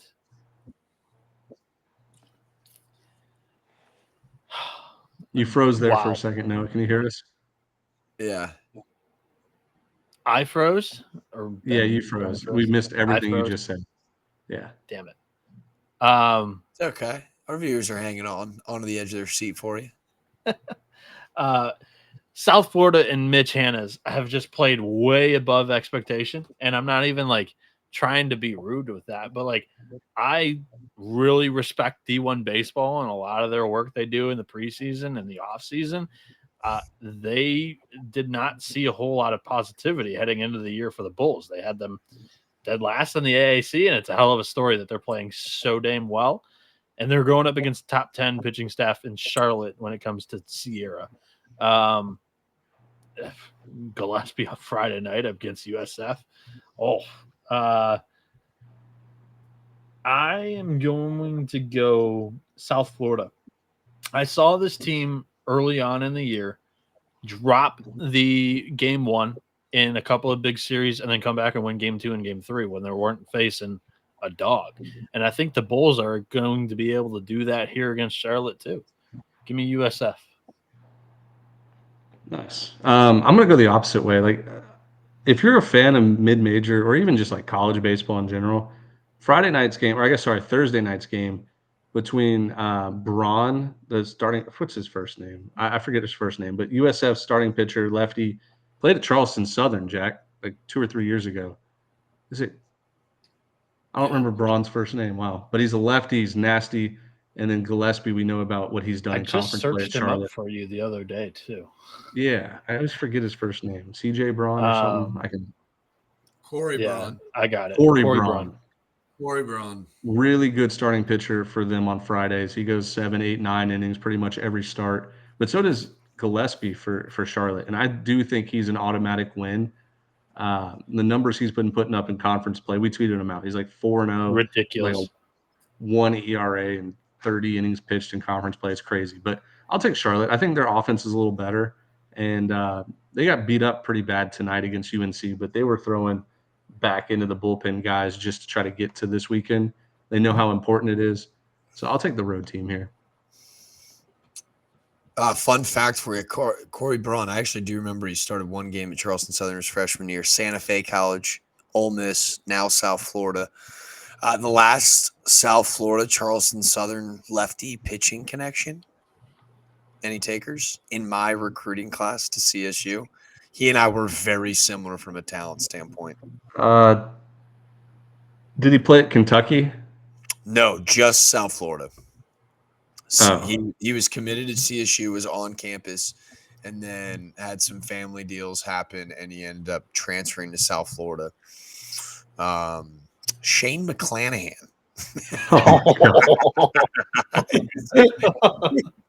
He was coming to How did Charleston. he turn out? Is he still playing? You know, he and I's careers very similar, actually.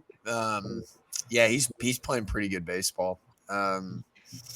Yeah, very good. So we got a big exciting matchup in Tampa.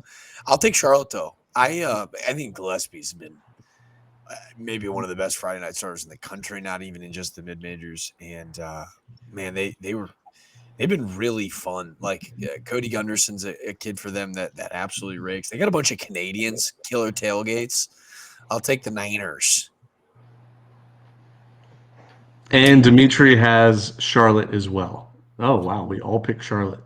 That's my first road dog. I thought I was getting frisky on that pick. Yikes. Yeah. Is UCLA Oregon the battle for the Big Ten?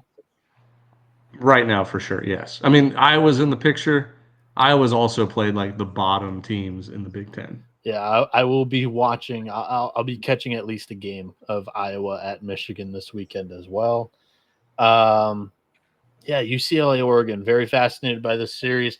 UCLA, for whatever reason, has been juggling their Friday night guy. Wylan Moss, who I have all the belief in him being like an absolute star in his sophomore, junior year.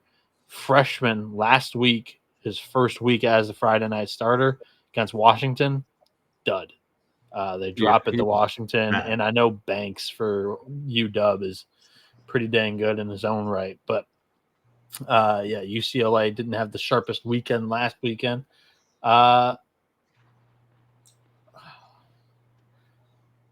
can't get this Oregon team right.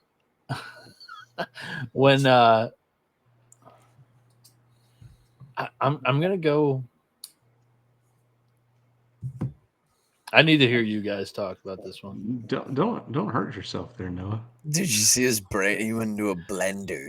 That's Yeah. fine, dude. Those taxes you had to do really just threw you for the blender, huh? I'll tell you what, though, Noah, if this makes you feel any better, I think the winner of this has got regional implications. So this is a big deal. So don't mess this up for our viewers. If you get this wrong, you're gone. Oh no, I don't get to go to regionals. Yeah, you don't get to go to either Oregon, Eugene, or LA. Where would you rather go? I'd rather go to send me to PK Park. That atmosphere is way better. Okay, fair. I'll take UCLA. I like Rock. I feel like Oregon. To your point, I haven't been on the right side of them yet all year. I'm gonna go for a second road dog. I'll take the Bruins. I think I was overreacting just the last weekend because, like, I know I won a Michigan plus 200 bet on them in Game 3 against Oregon. They just, to me, they haven't played to their full potential yet this year. We talked about like their lack of sweeps outside of the USC series. I think they get another big series win over an LA school. Give me the Ducks. Quack, quack. Yeah, I'm also taking the Ducks here. I think Oregon is one of those teams that, like, right away when first pitch happens, at least the games that I've watched, like, you can tell what kind of team they're going to be that day. Like, they're either a team that's going to punch you in the mouth early and, like, not let you up to breathe and win the game by 10 plus runs, or they're going to kind of play around. They're going to make mental errors. Like, they just do the little things wrong. But for a big weekend series like this at home, I expect them to show up at least 2 of those 3 games. Yeah. Even though I think talent-wise, UCLA probably is better, at least more stable or trustworthy. Oregon's going to show up for this series. Like, they know how big it is. Jack, you said it. The winner of this series probably going to host a regional. So give me the Ducks. I think it's one.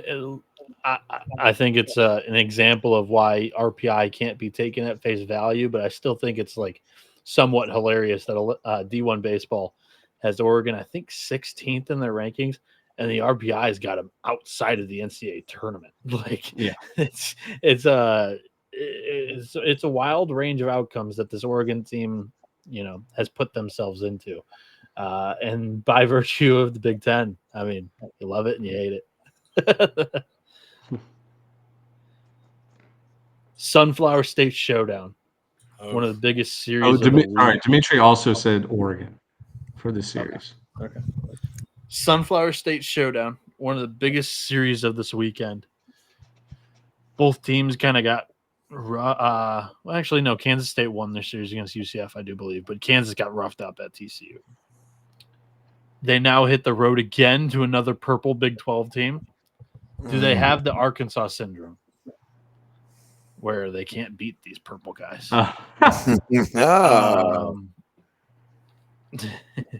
Well said. I'm gonna go Kansas. They are the one road team that I'm picking this week. Give me the Jayhawks. I'll ride or die. Fool me once, fool me twice. Then I'm out. But I'm gonna pick them again. I did the exact same thing with TCU last week 5 or whatever when we had them against Arizona State. Third time we had them on, I faded them. I went with Kansas. I'm riding Kansas. I'm going down with the ship. Give me the Jays. I'm taking Kansas State. They're 13-1 at home, and their one loss was last Friday against UCF when UCF was just playing out of their minds. Kansas State is, yeah. You look at Kansas State scores at home this year. It's like, oh my God, these guys play like they know what pitch is coming every time. So, look, I think Kansas is a great story. I actually somewhat rooting for Kansas to win this series. I think that they could be a dangerous postseason team. But like Kansas State to me, I think is when they're at home, they play like a super regional caliber team like they did last year. So give me Kansas State. Yeah, I'll take D. Kennedy and the boys. No, I need a little bit of a cleaner bush from you, though. Fool me once, can't get fooled again. Well, buckle up. You're about to get fooled. Give me the purple people eaters.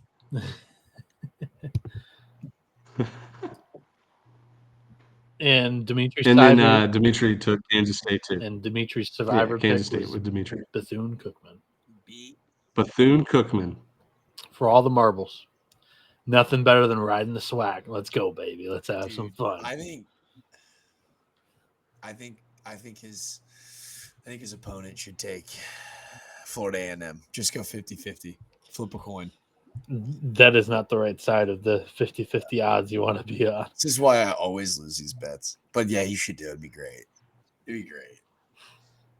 That'd be so much fun. There'd be so many eyeballs on that match. Are we going to do a top 25 upset this week? Yeah, let's do it. Like where your head. Let's do it. Let's pull up the screen and might as well. It's already midnight, so who cares? Well. What the damn hell? All right, let's do a top 25 upset Friday so that all of the games are played. So we're picking a top 25 upset to win the weekend series, not just to win a game. Yep. Weekend series. Unless they win a game and they don't win the series, I still want to claim that I picked the upset. I like that play a lot. Yep. Love where your head's at. Yep. And it has to be an unranked team, correct? Yes. Correcto, Mongo. Like Vandy beating Georgia at home would be impressive, yes, but not that fun. Right. Dude, one of these games like sticks out in my head immediately. Yeah, me too. Or one of these series. Is it on the screen right now? No, it is. I'm going to go Virginia Tech over North Carolina. Okay. Virginia Tech at. Didn't you do the same thing last week? No, that was Dimitri taking Tech over you. Florida State. No, definitely. No, mine was Kentucky over Texas, and then when both Dimitri and I agreed on it, then I changed to Maryland over Oregon. Somebody here said Virginia Dimitri. Tech. Dimitri was on Virginia Tech Wasn't over me. Florida State. I wasn't here. No, I'm gonna take Virginia Tech. North Carolina's offense had an out of body experience. I think this team's really good, but that offense had an explosion last weekend against a good Wake Forest team. Virginia Tech, they're back up against the wall after getting swept by Florida State. They win that series. Yeah, I can definitely see it. Look, for me, I think this series right here, Georgia Tech on the road at Miami. Miami is 6-9 in ACC play. They have all the talent in the world, but now that Dimitri's not here, I can actually talk good about Miami. There's something about them at home, conference play, like middle to late of the year, feels like they always turn it up a notch. And like this is an ultimate trap series for Georgia Tech. They just lose a midweek to their arch Would rival. you say, Ben, that they turn on the light? Yeah, the light. Mark Light field. Yeah, this just feels like we're going to look back and be like, oh, duh, Miami beat Georgia Tech. Georgia Tech's flying high, looking unbelievable. They lose a hard-fought midweek game to Georgia tonight, and like now they got to get on a plane and go down to Miami for a Thursday, Friday, Saturday. I think Miami has a chance to upset Georgia Tech this weekend, 2 out of 3. I've got my eyes on 2 SEC matchups. Well, one, because you asked me who's going to upset. And everyone in the world's probably tired of me slobbering, but I'm going to do it again. Texas A&M's going to beat Arkansas this weekend. Oh. Watch. They're going to do it. Prager will win, and then they'll win in a rubber match on Saturday. Yeah, I'll take the Aggies. Hey, for what it's worth, Saturday might be a win. Like, if Gabe Gackle goes out there again, I like Gackle a lot. I don't know what's going on this year. He might not be starting that game. Just So that'll be the Lampkin. way it's been treading. And Lampkin's thrown really well. I think Saturday is your win that you should count. Yeah, and then Prager goes and gets one. I love the Aggies here. Here's the deal. I'm a storyline guy, folks. There's no way that they're not going to be riding an all-time high. They're going to be coming in Johnny Tsunami style, coming off of a barreling surf wave, rolling right into Austin, Texas next week. The script is in. They could play the Yankees this weekend. It doesn't matter. They're winning. I actually love that. I love where your head's at, dude. You're right. Like, they're going to be rolling into Austin, Texas next week, feeling good. So then if the script is already in, does Yeah. Texas just slam on the brakes for them? I think it's, dude, Ben, you've got to be careful there, man. It's a total trap game. I have watched the Longhorns since I was 3 years old. Do you know how many times they lose to any bullshit Big 12 team the weekend before the Red River in the fall? It happens every year. Yes. Oh, this is sick, dude. Can't believe that you lost to freaking Darren Sproles in Kansas State the weekend before you played Sam Bradford. Or you're getting too emotional, Jack. Listen, if the script is real, it's going to be the #1 Texas Longhorns hosting preseason #1 Texas and red A&M. hot A&M. And then I just think that Texas just completely just makes the car crash, and it's it was a great story, but Texas is really completely good. right. You're completely right. Texas will win this week. Yeah, you're right. They're going to sweep. You're right. That storyline's better than mine. You're right. Yeah. You're right. Okay, cool. But I still like the Aggies. No, I'd be curious from a hypothetical investing standpoint. Missouri will win a game this weekend. They're going to get their first SEC win against OU.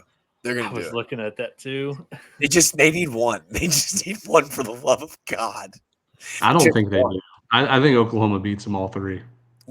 So the reason why I think it could happen is what happened to their weekend rotation last weekend, Ben. Kyson Witherspoon was didn't start Friday. He had to start Saturday because of back spasms. It got a little jumbled up.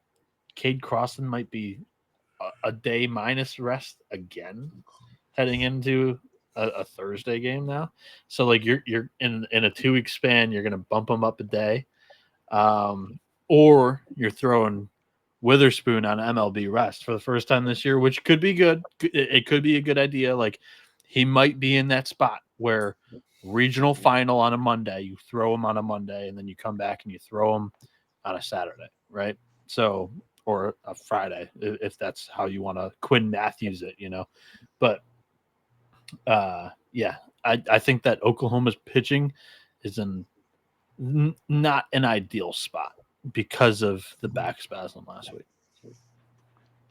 Yeah, I just don't see it, guys. I think Missouri will win a game when like Oklahoma knows going in they have to sweep this weekend. They just have to sweep. Everybody, yeah. But Everybody there might be knows a when they team- play Missouri, they have to take care of business. Yeah, but like there might be a team later this season, like when they play Georgia the first week of May, or even A&M the next week, that they might overlook Missouri and like might lose one. But for right now, everybody is going in saying like we have to sweep. It's non-negotiable.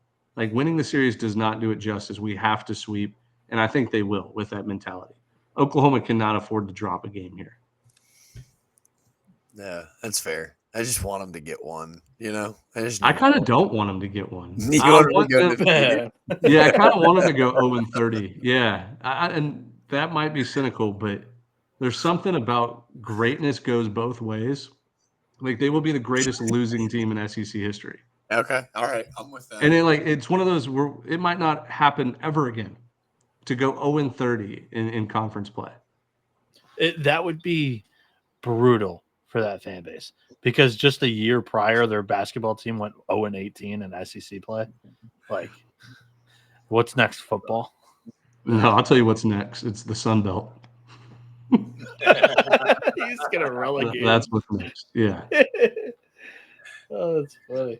And in the 2026 season, Southern Miss has been called up to play in the Southern Eastern Conference. Relegation. Down goes Missouri. Down goes Missouri.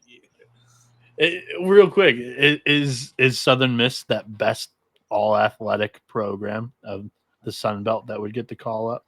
All I think- athletic? Yeah, No like way. football, basketball, baseball. I don't No. think so. I think it might be like James Madison or App State. App State would probably, or maybe Troy had a hell of a run in who won in basketball this year? Troy had a hell of a run in hoop. Help me out. Yeah, They lost Troy their might football be coach though. They were really bad. Good. Texas State, maybe Yeah. as far as a all athletics. Coastal. No, Coastal was bad at basketball. Texas State was not great this year either. Fine. College of Charleston will be ready, guys. I'll let them know. They'll be There great. you go. They'll be fine. There you go. They're good at basketball. They're good at baseball. Do they have football? Undefeated. Okay. Uh, I like it. Never I lost. like it. Well, cool. All right, let's wrap up the show here. You guys have anything else you want to say? Home field apparel. CWS25 is the code. 50% off is the way. Thursday, 10 a.m. East. Meet us on Hey, Thursday live. 5 o'clock sharp Thursday And- afternoon. And bring your And- pop. Yeah. What? Soda. Soda pop. Fucking Canadian. Northern. Canadian. Hey. All right, we'll see everybody. We'll see everybody Sunday night. Actually, probably Monday. Sunday's Easter. Happy Easter, Go everybody. Eaters.